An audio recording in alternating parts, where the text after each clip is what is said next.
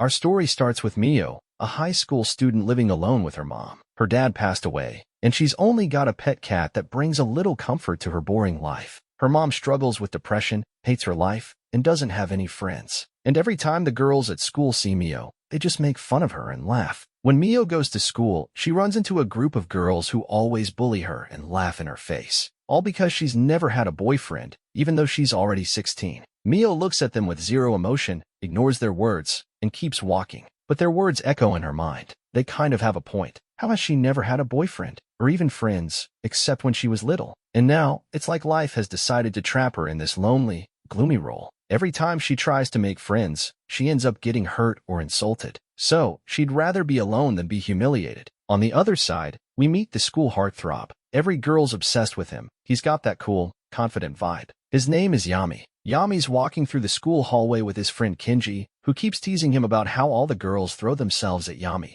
Meanwhile, whenever Kinji tries to hit on someone, she ditches him and runs straight to Yami. But Yami doesn't care about girls like that. He's got natural charisma and doesn't chase anyone. Suddenly, a girl named Sammy runs up to them. Poor Kinji thinks she's coming for him, but she completely ignores him and throws herself into Yami's arms, asking him to hang out after school. Kinji is burning with jealousy and tells Yami, "Back off, she's mine." Yami fires back, "Seriously? You think she even looks at you, man?" The two of them start arguing until Kinji accidentally bumps into Mio, and she falls to the ground. Mio gives him a death stare, like she could kill him right then, and walks away without even helping him up. It freaks both Kinji and Yami out. Yami has no idea who she is, but Kinji tells him her name is Mio, and she's in their class. He says she never talks, and no one's even heard her voice before. Yami quietly says to himself, "I've found the girl of my dreams." After the morning assembly, Yami and Kinji head off to class. As usual, Yami is surrounded by a bunch of girls, while Kinji is off sulking alone. Then he spots a girl coming up the stairs and tries to flirt with her.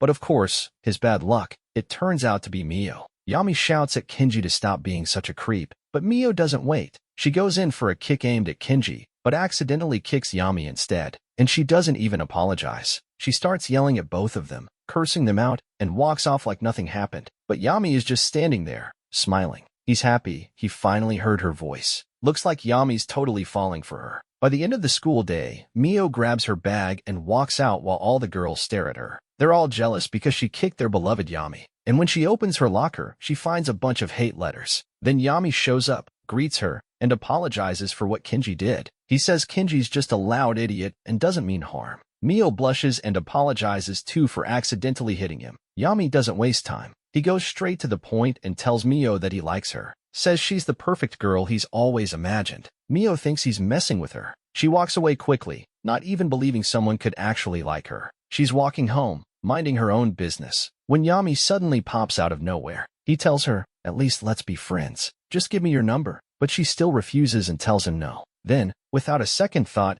Yami quickly writes his number on a piece of paper and hands it to her, telling her to call him whenever she feels like it. She takes the paper and hands him a bandage for the cut she gave him on his hand. Then she keeps walking home, wondering to herself, this is the first time someone's ever smiled at her like that. Later, Mio goes to her part-time job at a small sweet shop, then heads back home. She's so distracted she forgets to even greet her mom. All night, she keeps thinking about Yami. The next day at school, Yami tries every possible way to talk to Mio, but she acts like she doesn't even see him. She keeps ignoring him the whole day. Eventually, he walks up to her and asks, "Why didn't you call me?" Mio tells him, "I don't call anyone, and no one ever calls me." She shows him her phone, completely empty except for her mom's number and her coworkers. She says she doesn't trust anyone. People are always just after something. She's more comfortable being alone. Later that night, Mio finishes her shift at the sweets shop and heads home. But a strange man starts following her. He walks behind her the entire way, and she starts getting scared. She ducks into the nearest store, but the man just waits outside for her. She tries calling her mom, no answer. She has no other choice. So she calls Yami, hoping he can save her. And just like that, Yami hears her voice and immediately runs to where she is. He walks into the shop, buys some ice cream and a bag of ice, then grabs Mio by the hand and takes her outside. He stands in front of the creepy guy, gives him a dead serious glare, and the guy freaks out and walks away. Yami really saved her. Then he takes Mio to the restaurant where he was supposed to be hanging out with his friends. Sammy tries to start a conversation with Mio, but she's totally zoned out, still thinking about that unexpected kiss Yami gave her earlier. Yami walks over and says, come sing with me. Mio gets flustered and says no without thinking. She knocks the mic out of his hand, and it hits the floor. Everyone in the restaurant stares at her with judgment. Mio feels so embarrassed that she leaves right away. But even after all that, she's still thinking about the kiss. She remembers how she didn't even believe Yami would come save her. She never trusts anyone. Yami runs after her after she storms out of the restaurant. And Mio suddenly remembers she forgot to pay him back for the ice cream. She starts pulling money out of her bag to give it to him.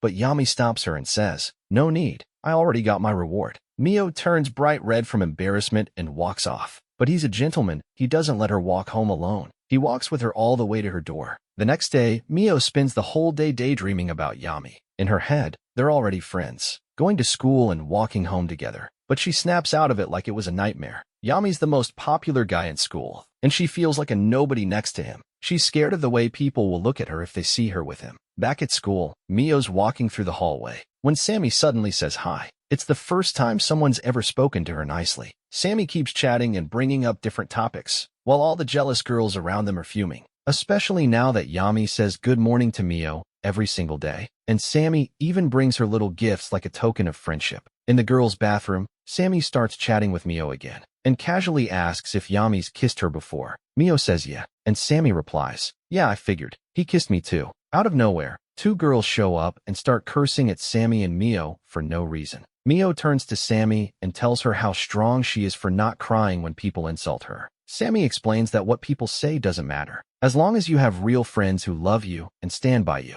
She tells Mio how, back in middle school, everyone used to make fun of her so much that she hated going to school, until Yami came into her life. He always stood up for her, kept people away from her, and eventually, the bullying stopped completely. Since then, she's been in love with Yami. But Yami doesn't feel the same way. The truth is, he's got a crush on another girl from a different class named Arai. When Mio gets home, she keeps thinking about this girl Yami likes. She really wants to know what she looks like. Suddenly, Yami calls and asks, "Want to hang out with us after school today?" Mio asks him, "Is Arai going to be there?" Yami says, "Yeah." That's when Mio tells him, "So since Arai is your first crush and the girl you're into, does that mean you're just playing around with all the other girls? Because let me tell you something, we come from a very respectable family." Yami laughs and says, "Listen, I keep to myself. It's the girls who keep throwing themselves at me." Mio says, "Okay, then I'm not coming," and hangs up on him. The next day at school, Mio finally sees Arai, and she's so beautiful, like a real-life doll. Totally different from Mio, who feels like her face could scare people off. She spends the whole day watching Yami and Arai, until some of the other students notice and start laughing at her, saying how pathetic she looks. Mio runs off and finds a quiet spot. But just her luck, the school's mean girls walk by, talking trash about Sammy. Mio wants to speak up, but they catch her and give her a serious beating. When Yami sees her later, he asks, "What happened to your face? Did a train run you over or something?" Mio just says, "No,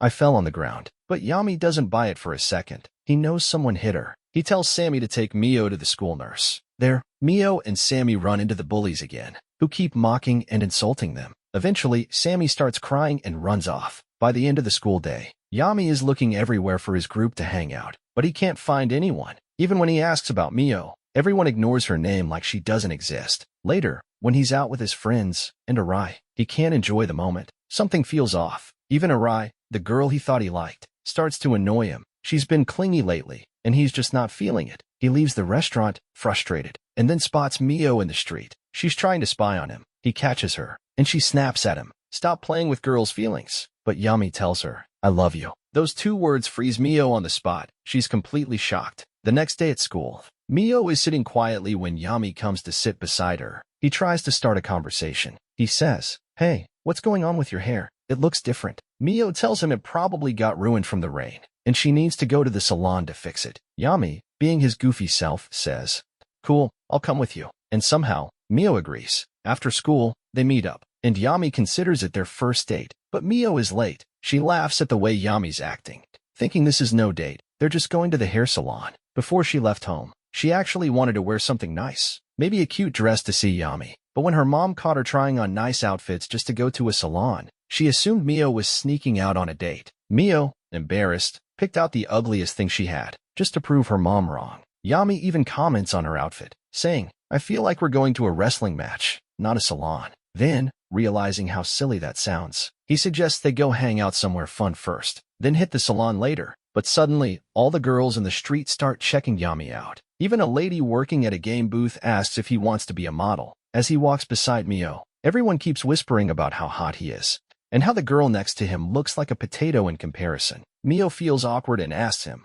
"Is this what it's like for you all the time? People staring at you nonstop?" Yami says, "Nope, this is the first time this has ever happened." Mio feels even more embarrassed, thinking the attention is all on him because she looks so plain next to him. But Yami comforts her, cheers her up, and keeps walking with her. Along the way, they bump into Yami's friend Ko and his girlfriend, who happens to be one of the girls that bullies Mio. Her name's Eiko. When Eiko finds out that Yami and Mio are out on a date, she gives Yami a nasty look full of judgment. She and Ko invite them to go bowling together. At the bowling alley, Eiko sits there like your nosy neighbor, clapping sarcastically and throwing shade. She's totally shocked. How could a guy like Yami like someone like Mio? She mutters, "Are all the good guys taken or what?" She gets even more annoyed when Mio beats her at bowling and suddenly gets all the attention. Eiko invites Mio to go get drinks with her, but really, it's just to talk trash. She asks Mio, "Are you seriously out on a date with Yami?" Mio replies, "What date? I was going to the salon. He just begged me for a bit to come with him, and I wasn't even going to." Eiko is stunned and says, "So you don't even like Yami at all? Do you know how many girls would die just to talk to him?" Then she threatens Mio, saying she better back off if she doesn't actually love him. After that, Mio walks over to Yami and says, "I'm going home," then turns and leaves. Yami tries to stop her, but Eiko grabs his arm and says, "Forget her, come finish the game with us." But Yami ignores her and runs after Mio. Eiko is left sitting there, feeling crushed. She remembers how she used to obsess over her appearance, spending crazy amounts on expensive makeup just to impress her ex. She pushed her body too far, ruined her skin. Then Yami came into her life. He kept telling her she was beautiful the way she was. No makeup, no diets, just her natural self. He convinced her to live her life for herself, not for what people expect her to be. But even after all that, she found out her ex was cheating on her. Yami was the only one who helped her through that heartbreak. That's when she fell in love with him. She started doing everything she could to become prettier for him. She even lost 19 kilos in just 2 months. And from that day on, she swore, no one's taking Yami away from her, no matter what. Meanwhile, Yami finally catches up to Mio. He asks her, "Did Eiko say something to upset you?" Mio looks at him and says, "Why me? Why'd you pick me out of all the pretty girls around you?" Yami doesn't answer. He just takes her hand and leads her to his old middle school. There, he opens up. He tells her how, when he was a kid, he was terrified of people. He'd always stay in groups. He saw kids getting bullied right in front of him, but he'd pretend not to notice. Then one day, one of his closest friends got beat up badly by some rich, mean kids from school, and Yami didn't do a thing. He's carried that guilt with him ever since. He hated himself for it. Mio listens to his story, keeps reassuring him, and saying kind things. They keep walking, and at some point, Yami casually mentions that he likes long hair on girls. Mio hears that, and because of it, she doesn't go to the salon. She decides not to cut her hair. The next day at school, Yami meets up with Mio again and gives her a bracelet as a gift, a symbol of their love. Mio is completely stunned. She doesn't even know what to say. It's the first time in her life she's loved someone and felt loved back. Meanwhile, back at school, Eiko is listening to all the chatter around her. Everyone's talking about Mio, how much her face is glowing now, how she's no longer gloomy all the time. Everyone's shocked by how much she's changed. They even notice the bracelet on her wrist. Then a guy named Hyak walks up to Yami and says, "So I heard you're dating that sad girl, Mio?" He says it's fate that Yami finally has a real girlfriend and asks if they can all hang out together sometime. He wants to meet Mio. Yami is weirded out by the request. He just says, "Let me ask Mio first, then I'll let you know," then walks away. Later, he finds Mio holding a map, heading back to class. He asks her why she looks so nervous. Mio explains, "When I went to get the map, everyone in school saw my bracelet, and since it's not part of the school uniform, I freaked out and ran off." Yami grabs her hand and kisses it, but Mio quickly pulls away and slaps him. He tells her that his friend wants to hang out and would love to meet her. He also tells her that everyone at school now loves her. She's popular. He suggests she go with them, maybe meet some new people, make new friends. But then we find out the truth. Eiko the snake is the one who pushed Hyak to talk to Yami. It was her plan from the beginning. Hyak is following her lead because he's jealous of Yami's popularity. He wants girls to like him. He wants guys to want to be his friend, just like Yami. The next day, Hyak walks up to Yami and asks if he's okay with going out together. Yami says, "Yeah, let's go out Saturday." Hyak pulls out his phone to make a reminder, but sees another reminder that he already made plans with someone else. He deletes it and keeps talking. Yami notices something's off, and he stays cautious. On Saturday, Hyak goes out with Mio and Yami to a restaurant. He says he'll cover the bill, then starts bombarding Mio with questions. She doesn't even respond, just quietly eats, not even looking at him. Suddenly, Hayek turns to Yami and says, "You've been ignoring your friends lately, ever since you started dating Mio." Then he looks at Mio and says, "Hey, I could introduce you to some new girls. Why don't you give me your number?" Mio ignores him. Then Yami gets a phone call and steps away like an idiot, leaving Mio alone with Hayek. And Hayek starts getting in her head. He tells her, "I bet that call was from another girl." Let's be honest, Yami's too good-looking not to have girls chasing him. Then he starts complimenting her, telling her how beautiful she is lately. He keeps pushing, trying to convince her to hang out with him more, make new friends, go on more outings. He says, "Yami will be happy if you're being more social." But Mio isn't buying it. She realizes right away that Hayek is just trying to ruin things between her and Yami. She tells him straight up, "I don't want to be friends with someone like you, and I'm not sitting here with you alone either." She puts the money for the food on the table, gets up, and walks away. When Yami comes back to the table, he sees Mio is gone, and she left cash in her place. He tries calling her, but her phone is off. Yami turns to Hayek and asks, "Did you say something to upset her?" Hayek shrugs and says, "Forget her, man. She's boring. I don't even know why you're dating her. You could do way better." And that's when Yami stands up and punches Hayek right in the face. He tells him, "Mio is my girl, and don't you ever talk about her again." Hayek is stunned, and Eiko, who was watching the whole thing, just walks off and leaves. But then Hayek starts mocking Eiko, saying, "What do you even like about Yami? The guy's a total idiot." That sets Eiko off. She snaps back, "Yami's way better than you. At least he doesn't use people just to get what he wants." Hayek claps back, insulting Eiko's looks and body, mocking her feelings like they don't mean anything. Behind the wall, Mio hears everything. She can't take it anymore. She steps out and tells Eiko, "Hayek's a loser. He can't even eat properly without looking gross. He's disgusting and he should be ashamed of himself." Hayek, being the immature jerk he is, shoves Mio to the ground and walks off, like a total coward with zero respect. Eiko looks at Mio and asks, "Why did you stand up for me?" Mio tells her, "Because I understand what you've been through. I know how it feels. I admire your courage. You tried your best to make friends. Unlike me, I was always the gloomy girl. Never even tried talking to anyone. Not until Yami came into my life and helped me see the light again." But instead of thanking Mio, Eiko scoffs and says, "Whatever. You and Yami can go enjoy your fairy tale. I don't care." Later, Mio is walking outside the school when she spots a tiny kitten lying in the street.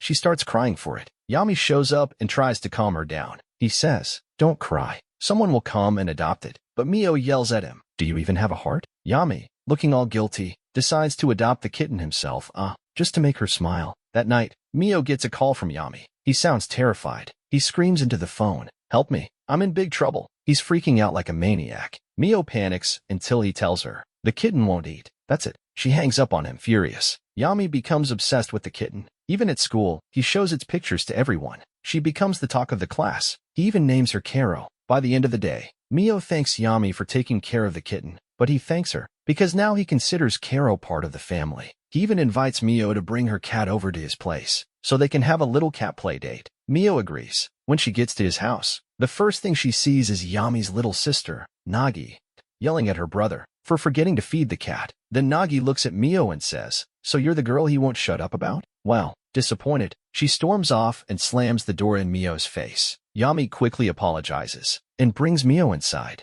But Nagi isn't done. She keeps throwing jabs at Mio, saying things like, "You'll never be friends with my brother, ever." Yami yells at Nagi, telling her to apologize politely. She refuses, throws a stuffed bear at him, and runs off. Yami tries to explain. "She's not usually like this," he says. Turns out, for the last 6 months, Nagi's been acting aggressive, refusing to go to school. She used to invite her friends over, bake for them, share her snacks. But one day, she overheard them saying they only hang out with her because she gives them food and a place to chill out, not because they actually liked her. They even called her boring behind her back. That broke her. She stopped going to school, cut everyone off, and the only one who stuck by her was Yami. He played with her, joked around, and pulled her out of that dark place. That's why she sees Yami as her everything. And now, she's scared of losing him to another girl. Mio hears this, and her heart softens. She totally understands Nagi's pain. Suddenly, Yami gets a call from his friend Kenji. He says he has a gift for Yami and wants to drop by, but Yami tells him not to come now. They have guests. Kenji insists. Yami finally tells Mio, "Can you wait here for 5 minutes? I'll go meet him real quick and be back." While he's gone, Mio notices Nagi's stuffed bear on the floor. She picks it up and decides to try and make peace. She goes to Nagi's room, gives her the bear, thanks her for letting her visit, and compliments her cake. Surprised, Nagi grabs Mio's hand. and invites her into her room. The room is filled with handmade stuffed animals, dozens of them. Mio is stunned by how talented Nagi is, especially for her age. Nagi then shares a childhood memory. One time, I baked cookies for my dad. They were so hard, they broke his front teeth. Haven't stepped in the kitchen since. They both laugh. Nagi finally starts to open up, and Mio uses that moment to tell her, I used to hate everyone too. I didn't want friends, didn't want to talk to anyone. But your brother, he changed that for me. He showed me that there are good people out there, people worth trusting, people who deserve a chance. She tells Nagi, you don't have to stay in this dark place. You're amazing. Find people who deserve to be your friends. Just as Mio finishes talking, she remembers the kitten. She runs out of the room, only to find Karo sound asleep, safe and happy. Then Nagi runs after her and hands her one of her handmade teddy bears, a token of their new friendship. A few hours later, Yami returns with Kenji's cake. He walks in and is shocked to see both Mio and Nagi getting along like best friends. He literally face-bombs. Seriously? These two? Friends already? The next day at school, Yami and Mio are together as usual. Then Mio gets a message. Yami asks, who's that? She lies and says, my mom. Yami suggests they hang out after school, but Mio says, I'm busy today, and tomorrow, and the day after that. Yami starts getting paranoid, thinking maybe she doesn't want to spend time with him anymore. But actually, Mio opens the message, and it's from Nagi. It's a full list of ingredients and steps for making her special cake. Mio had asked for the recipe, and now she's planning to bake it. She was avoiding Yami, so she could practice it in secret. After days of failing miserably in the kitchen, Mio finally gets the cake recipe right. She plans to give it to Yami as a surprise gift. She spends the whole night practicing. But let's be real, Mio is probably the worst cook in the entire world. She burns everything, makes a mess, and nearly destroys the kitchen. Even her mom is shocked to find her there. She says, you? In the kitchen? That's new. Mio nervously stammers, I am just trying to make a cake. But it's obvious to her mom. She's doing it for someone special. Her face turns bright red from embarrassment, and she denies it. But her mom knows better. Meanwhile at school, Kenji runs up to Yami in a panic. Dude, we have a problem. Mijo's back. Yami blinks. Who's Mijo? Kenji smacks him across the head. Are you kidding? Mijo, the most famous model in Japan. She just transferred to our school. Soon enough, Mijo spots Yami in the hallway. She recognizes him right away. But before she can even say much, the whole school crowds around her, begging for selfies. Mio is walking nearby and sees the commotion, but shrugs it off and keeps walking. Later, when school ends, Yami heads out and finds Mijo waiting for him at the gate. She asks, so do you have a girlfriend? Yami answers honestly, yeah. Mijo pouts, too bad, because I liked you the moment I saw you. You're my dream guy. I want you to be with me. We're both at the top of the modeling world. We should be together. Yami just takes a deep breath and says, what kind of nonsense is that, lady? Then walks off, right back to Mio. The next day, Mijo pulls a dramatic move. She apologizes publicly to Yami, right in front of Mio and their friends. She says she didn't know he had a girlfriend. Classic fake apology. Then she asks to be just friends with him and Mio. Mio, being polite, says she doesn't mind. But it's clear, Mijo is trying to insert herself into their group. She flirts with Yami, jokes around, and then claims she's lost around school. So Sammy, not helping at all, pushes Yami to walk Mijo around. Mio gets jealous and heartbroken, especially when she overhears other students say, Yami and Mijo look perfect together. They should totally date. Meanwhile, Yami and Mijo are getting along too well. She laughs at his jokes, talks about fashion, then casually mentions her agent is looking for a new male model. She invites him to join her in the industry. You'll be famous, she says. Yami doesn't love the idea, but says he'll think about it. Mio goes home that day, still practicing her baking, but the cookies, they're still as hard as rocks. Even the cat refuses to eat them. Back at school, Yami tells the group he might accept the modeling offer, just for fun. But Mio doesn't look happy. She's clearly worried about what fame might do to him, especially with Mijo constantly hanging around. Mijo tells Yami he has a big modeling meeting after school, but he hesitates. I'm supposed to hang out with Mio, he says. Mio steps in. It's fine. Go without me this time. Mijo walks off, smirking to herself, already planning her next move. That night, Mio gets haunted by a thought. Mijo might take Yami away from me. Her insecurities spiral. Soon, Yami officially accepts the job. His first photo shoot? With Mijo. And the theme? Lovers. Mio watches from the sidelines as Yami poses like he's madly in love, but not with her. It hits her hard. She feels not enough, like she's not good enough for someone like him. Days pass. At school, everyone's buzzing. The new magazine with Yami and Mijo is everywhere. People keep saying how cute they look, like a married couple. Even Sammy and Kenji unknowingly say things that hurt Mio's feelings. That day, Yami turns to Mio. You doing anything after school? Wanna walk home together? Mio smiles. Sure. But just then, boom. Mijo shows up. She tells Yami her agent wants him to stay in the modeling world. The magazine sales went through the roof thanks to him. She begs him to continue, even offering big money to make it happen. But Yami turns to Mio and asks, what do you think? Should I do it? Mio forces a smile, gritting her teeth, and tells Yami, this is huge. You have to do it. Opportunities like this only come once in a lifetime. She's clearly trying to be supportive, even if deep down, it hurts. She doesn't want to stand in the way of his future just because she's jealous. But Yami isn't stupid. He can tell. Mio's not fully okay with it. Still, he agrees to continue modeling. Later that day, Yami walks Mio home, leaving the group behind, including Mijo. But of course, the persistent Mijo can't let things be. She invites the whole gang out to dinner. Another casual group hangout. Sammy quickly jumps in and says, Mio's not really into going out. Mio just smiles politely and says, yeah, you guys go ahead. I'll just rest at home. The next day, Sammy tells Mio everything that happened at the dinner. All the fun, the laughs, and how Mijo was glued to Yami the entire time. On their way to school, Mio glances out the window and sees Mijo sitting with Yami again, chatting away, laughing like they've known each other forever. And now, the real question begins. Will Yami stay loyal to Mio? Or will he be swayed by the charm of Mijo and the glamorous modeling world? Is Mijo really just a friend? Or does she have other plans? We'll find out everything in Season 2.